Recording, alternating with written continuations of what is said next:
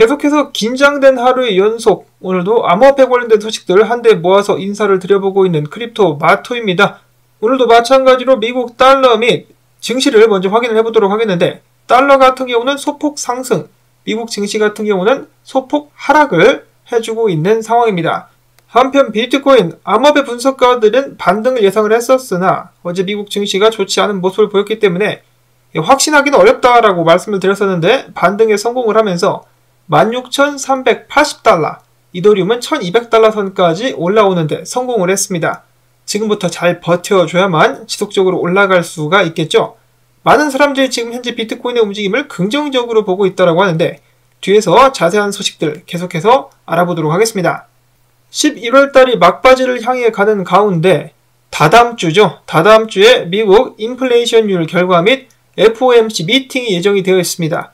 그런데 그에 앞서서 연준 의장인 제롬 파월이 내일 경제 및 연준 정책에 관련된 연설을 하게 될 것이라고 합니다. 매체에서는 속도 조절 기대에 찬물 끼얹나, 즉 많은 사람들이 금리 인상을 완화할 것이라고 기대를 하고 있는데, 제롬 파월은 여기다 대고 응 안 해 라면서 금리 인상을 지속할 수 있다, 즉 강력한 매파 메시지를 날려가지고 시장에 싹을 자를 것, 계속해서 증시가 올라갈 것 같으니까 아예 싹을 밟아버리겠다, 이런 식의 발언을 하게 될 수 있다라고 매체에서는 예측을 하고 있는 것이죠.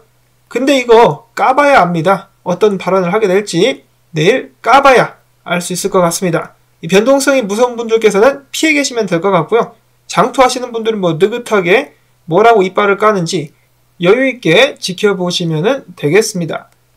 한편 유로피언 중앙은행의 총재인 크리스틴 르갈드 같은 경우도 금리 인상을 지속하겠다라고 밝혔는데요.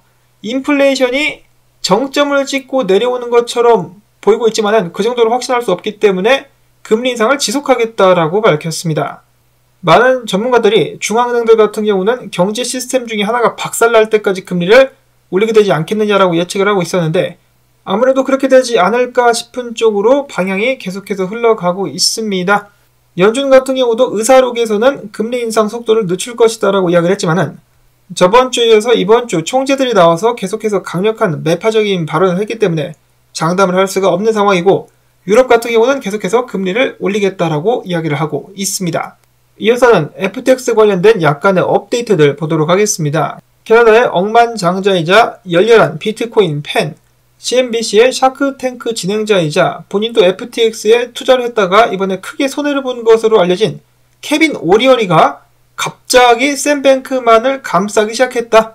그는 공개적으로 샘 뱅크만이가 굉장히 뛰어난 사람이고, 그가 과도하게 레버리지 거래를 하는 탓에 큰 피해를 봤음에도 불구하고 세계에서 가장 훌륭한 트레이더 중에 한 명이라고 극찬을 하면서 샘 뱅크만을 스카웃해가지고 나의 팀에 넣고 싶다라고 말을 하기까지 했었다라고 합니다. 자, 어째서 왜 미국 언론이나 유명 인사들이 샘 뱅크만이를 감싸고 도는 것일까? 뭔가 좀 더럽고 구리구리한 냄새가 잔뜩 풍겨오고 있습니다. 케빈 오리얼이 그렇게 안 봤는데 싹수가 좀 노란 사람이라는 생각이 드네요. 지금 샘 뱅크만이가 어디로 가야 됩니까? 네 팀으로 가는 게 아니라 감옥으로 들어가야 되는데 그런 발언은 전혀 하고 있지 않습니다. 한편 FTX 때문에 크게 손해를 보면서 파산 신청을 하게 된 블록파이, FTX 계좌에 무려 3억 5,500만 달러어치 암호화폐가 아직도 묶여있는 상황이고요. 알라메다 리서치 같은 경우는 블록파이로부터 6억 7,100만 달러를 빌려놓고 갚지 않았다라고 합니다. 블록파이 같은 경우는 정말 많이 화가 나지 않았을까라는 생각이 드는데, 내일 샘 뱅크만이 뉴욕타임즈에서 주최를 하는 서밋에 참가를 하게 되죠. 그때 샘 뱅크만이를 한 대 후리려고 들어가는 사람들이 있지 않을까? 그런 생각을 한번 해봅니다. 내 전재산 모든 것이 날아갔는데 얼마나 화가 많이 나겠습니까? 자, 한편 FTX 여파는 계속된다.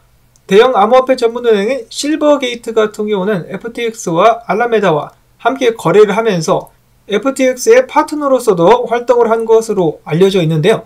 그들은 최근 FTX 사태에도 불구하고 우리는 FTX 때문에 손해를 본 금액이 있음에도 불구하고 충분히 은행을 계속해서 운영할 수 있는 유동성이 있다라고 밝혔었으나, 블록파이가 이번에 파산 신청을 하면서 그들이 블록파이에도 투자를 한 것이 문제가 되고 있다라고 합니다. 매체에 따르면 실버게이트가 블록파이에 투자한 금액은 2천만 달러 아래라고 하는데요. 이하라고 하는데, 자, 과연 영향을 받지 않을 것인가 실버게이트까지 무너지게 된다면 그 여파가 더욱더 심각해질 것으로 예상을 해볼 수가 있겠습니다.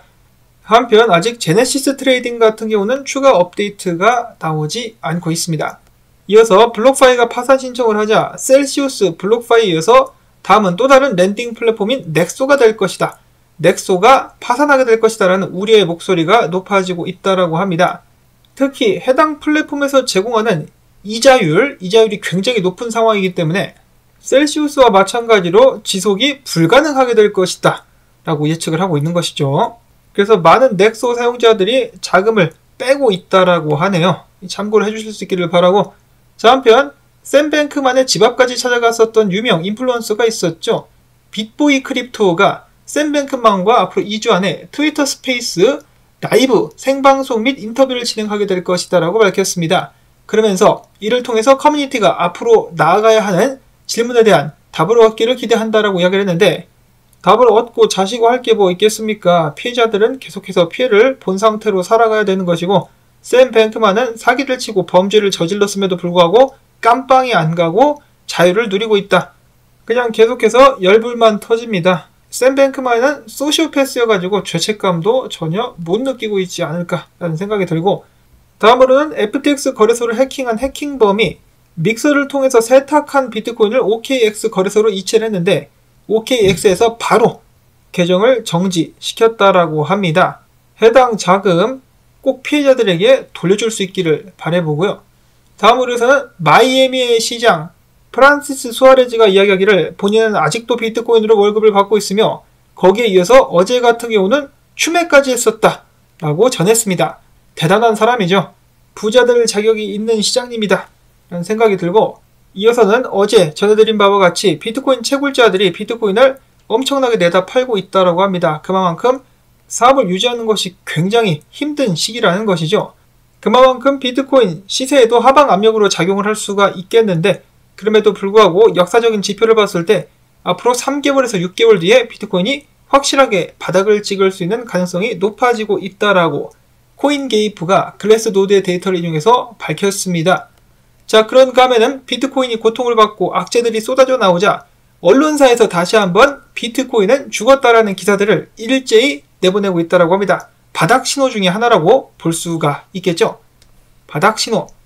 올해만 해도 벌써 26번 사망 선고를 받았었던 비트코인.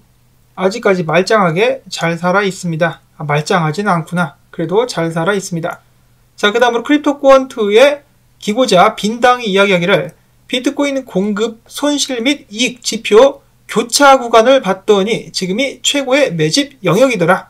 해당 지표 같은 경우는 비트코인이 몇 달러에 불과했을 때에도 정확히 바닥을 짚어냈었던 대단한 지표다라고 이야기를 하면서, 자, 물론 지금부터 가격이 더 떨어질 수는 있겠으나, 그리고 하락장은 더욱더 오래 유지될 수가 있겠으나, 그럼에도 불구하고 지금 자리가 새로운 시작을 위해서 매집할 수 있는 최고의 영역임은 확실하다. 장투자라면 분할로 들어가기에 괜찮은 자리다라고 계속해서 이야기를 해주고 있는 것입니다. 자, 그런가 하면 최근에 센티멘트의 데이터에 의하면 고래들이 지난 5일간 47,888개의 비트코인을 매집을 했다라고 합니다. 채굴자들이 비트코인을 던졌음에도 불구하고 그 물량을 고래들이 받아먹었기 때문에 가격이 크게 떨어진 것이 아니지 않느냐라는 해석을 해볼 수가 있겠는데요. 자, 산타랠리 아직 가능합니까? 여러분들께서 보시기에는 어떻습니까? 내일 제롬 파웰이 뭐라고 하느냐에 따라 가지고 분위기가 잡히게 될 것 같으며, 그 후 2주 뒤에 나오게 될 인플레이션 지표, 그리고 연준이 금리를 어느 정도 올리느냐에 따라 가지고 연말까지의 비트코인 분위기가 결정되게 되지 않을까 싶습니다. 그놈의 연준 정말 지겹다라는 생각이 드는데요. 한편 S&P 500 같은 경우는 지금 중요 지지 구간을 테스트하고 있다고 합니다. 이게 뚫리면은 3,954포인트가 뚫리게 된다면 밑으로 떨어지게 될 수 있겠죠. 간당간당한 미국 증시. 반면에 비트코인 같은 경우는 긍정적인 지표들이 계속해서 나오고 있는데, 보통 이 테더의 도미넌스가 떨어지게 됐을 때 비트코인 상승이 나온다라고 많은 사람들이 이야기를 하곤 하죠. 지금 테더 도미넌스가 떨어질 준비를 하고 있으며 베리시 다이버전스가 나오고 있다라고 합니다. 마치 비트코인이 과거에 고점을 찍었을 때와 비슷한 모습이 보여지고 있다라고 하는데요. 그렇게 된다면 테러 도미넌스가 떨어지게 되면서 비트코인 가격은 반대로 상승하게 될 수 있지 않을까라는 기대감 계속해서 나와주고 있다라고 합니다. 자, 한편 비트코인 단기적으로 봐야 될 레벨 같은 경우는 저항, 지지라고 볼 수가 있겠는데, 네브라스칸 군어 분석가에 의하면 비트코인이 16,500달러 정도를 뚫고 안착할 수 있으면 지속적인 상승을 할 수 있을 것이다 라고 내다보고 있었습니다. 머스테시 분석가는 여전히 희망 회로를 잘 돌려주고 있는데요. RSI가 하락 추세를 그리고 하락형 수익을 뚫고 올라와가지고 지지 확인까지 마친 상황, 지금부터 비트코인과 함께 상승할 수 있지 않겠느냐라는 강력한 기대감을 보여주고 있었습니다. 자, 그런데 제가 비트코인 관련된 분석 및 자료를 찾다가 한 사람의 트윗을 봤는데, 유명 분석가는 아니고 안 유명한 분석가 같은 경우는 이야기하기를, 본인이 데이터를 봤더니 비트코인 이번 가격 상승 같은 경우는 이 현물에 의한 것이 아니라 파생상품, 선물에 의한 것으로 계속해서 바이낸스로 보내지는 비트코인 양이 늘어나고 있다라고 합니다. 그러면서 본인이 봤을 때는 일시적인 상승에 불과한 것이다 라고 결론을 내렸다라고 하네요. 오늘도 여전히 상반된 의견들이 나오고 있는 암호화폐 시장, 결정은 누가 내리느냐? 제롬 파웰이가 내일 이빨을 까면서 내리게 될 것이다 라고 일단 생각을 해보실 수가 있겠고요. 자, 그 다음에 제가 영상을 만드는 도중에 추가된 소식입니다. 미국의 하원 의원 베토 오로크 민주당 의원인데요. 샘 뱅크만에게서 받았었던 정치 후원금 100만 달러를 반환했다라고 합니다. 와, 이런 정치인이 아직 남아있다라는 것이 그나마 다행이다라는 생각이 들고, 더욱더 많은 사람들이 양심의 가책을 느껴가지고 받았었던 정치 후원금 피해자들을 위해서 돌려줄 수 있기를 바라봅니다. 여기서는 기타 소식으로 넘어갑니다. 칼다노가 드디어 덱스인 에이다 스왑을 정식으로 출시했다라고 합니다. 칼다노 기반의 탈중앙화 거래소가 하나 더 늘어났다.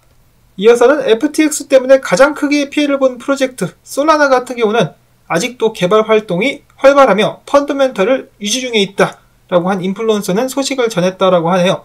실제로 NFT 같은 경우는 가장 많은 거래 볼륨을 기록하고 있는 것이 이더리움이 아니라 솔라나 체인이었다라는 결과도 나와주고 있는데요. 자, 솔라나 다시 한번 화려한 부활을 꿈꿀 수 있을 것인지 지켜보실 수 있기를 바라고, 다음으로는 국내 소식. 위믹스가 아무래도 국내 원화 거래소들 안에서 상폐될 것 같으니까 그동안에 원화 거래를 못해가지고 쪼들렸었던 암호화폐 거래소들 있죠. 국내에는 27곳 등록이 되어 있는 상황이라고 하는데요. 이 복수 코인 마켓 거래소들이 위믹스를 상장할지 말지 고민을 하고 있다라고 합니다. 위믹스 거래할 사람들이 있어야 되니까 위믹스 거래소를 찾게 될 것인데, 거래소 운영이 너무 힘들다 보니까 이 위믹스가 독이 든 성배처럼 보인다 할지라도 상장을 할까 말까 고민을 하고 있다라는 것이죠. 이 위믹스 사태의 결말은 어떻게 나게 될 것인가? 이제는 뭐 정치인들까지 나서가지고 한쪽에서는 위믹스 편을 들어주고요, 또 한쪽에서는 닥사의 편을 들어주는 등 아주 그냥 개판이 이루어지고 있습니다. 그러니까 국내에서 암호화폐 관련된 규제를 진지게 깔끔하게 만들었으면은 이런 사단이 나지 않았었겠죠. 상기에 난 이후로 그닥 크게 발전한 것이 없는 듯 해가지고 좀 씁쓸합니다. 그래도 세금 안 물렸으니까 그게 어딥니까? 다음으로 추가적인 사항으로 중국 공산당이 인민들이 두려워가지고 도시 봉쇄를 해제하는 쪽으로 방향을 틀었다라는 소식이 잠깐 나왔었고, 일론 머스크 같은 경우는 애플에 전쟁을 선포하면서 30% 수수료를 못 내겠다, 어디 한번 해보자라고 들이대는 가운데, 마이클 셀러는 이 와중에 트위터가 라이트닝 네트워크를 통해서 비트코인을 결제 수단으로 채택하면 모든 문제가 해결된다 라고 하면서 비트코인 채택을 권유했었다라고 합니다. 전 세계 여기저기서 난장판이 벌어지고 있는 암호화폐 시장, 하루빨리 정리가 돼가지고 비트코인이 다시 한번 힘을 얻을 수 있기를 바라보며 오늘 영상 여기서 마무리를 짓도록 하겠습니다. 도움되셨다면 토마토밭 살려주기 운동 광주뜻 광고, 좋아요, 댓글 오늘도 부탁을 드리면서 저는 다음에 새로운 소식 가지고 인사를 드리도록 하겠습니다. 안녕히 계십시오.